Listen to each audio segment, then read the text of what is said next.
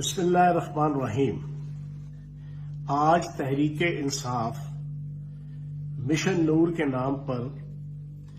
ایک ایونٹ کرنے جا رہی ہے، لیکن اس ایونٹ نے تحریک انصاف کو اور بانی تحریک انصاف کو مکمل ایکسپوز کر دیا ہے۔ مکمل جو چیز چھپی ہوئی تھی، جس کو کم از کم میں پچھلے 2.5 سال سے سوشل میڈیا، الیکٹرانک میڈیا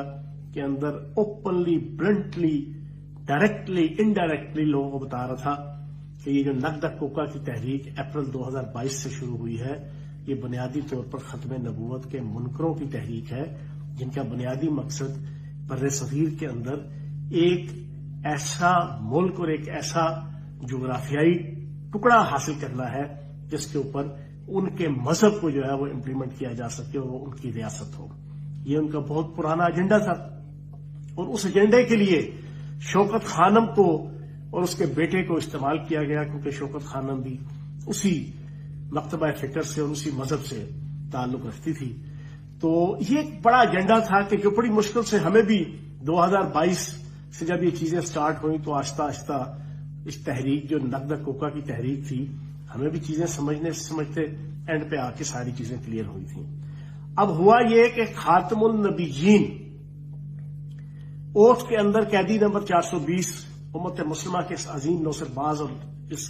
بر صغیر کے اور پاکستان کے لارنس آف عربیہ،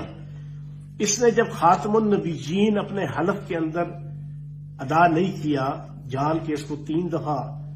جناب صدر نے دہرایا، لیکن اس نے جان کے غلط بولا، پھر نعوذ باللہ معاذ اللہ اس کو خاتم النبیون کہہ کے اور بڑا طنزیہ مسکراہٹ کے ساتھ سامنے دیکھا، اپنے مائی باپوں کو بتانے کے لیے کہ دیکھو میں نے یہ لفظ صحیح طریقے سے نہیں بولا۔ ادھر سے جو کھیل شروع ہوا اور پھر 1,40,000 پیغمبروں تک آیا، جو اسی مذہبی گروہ کا نظریہ ہے کہ دنیا میں 1,40,000 پیغمبر آئے ہیں، مسلمانوں کا 1,24,000 پیغمبروں کا نظریہ ہے۔ پھر اس کا یہ کہنا 1,40,000 پیغمبروں کا اور بار بار دہرانا، اور پھر اس کے بعد مسلسل اس کی طرف سے جو قرآن پاک کی، خانہ کعبہ کی، مسجد نبوی کی، شعائر اسلام کی،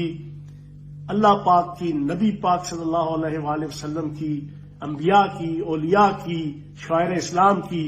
جو بے حرمتی پچھلے 3.5 سالوں میں ہوئی، صبح دوپہر شام، اس کی سرپرستی میں، اس کی سپرویژن میں، اس کی مرضی سے، اس کی منشا سے، اس کی تمنا سے، اس کی ول سے، اس کی وش